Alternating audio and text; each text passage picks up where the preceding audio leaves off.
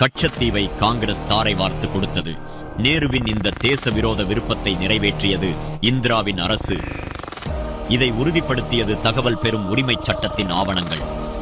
இது ஒரு சின்ன தீவு, இதை விட்டுத்தர எனக்கு எந்த ஆட்சியப்பனையும் இல்லை என்கிற தேச விரோத கருத்தை பாராளுமன்றத்தில் நேரு பதிவிட்டதை தொடர்ந்து 1974 ஆண்டில் இந்திராவின் அரசு கச்சதீவோடு சேர்த்து தமிழக மீனவர்களின் உரிமைகளையும் இலங்கைக்கு தாரை வார்த்தது. இது குறித்து பிரதமர் மோடி அவர்கள் பாராளுமன்றத்தில் கண்டனம் தெரிவித்தார்.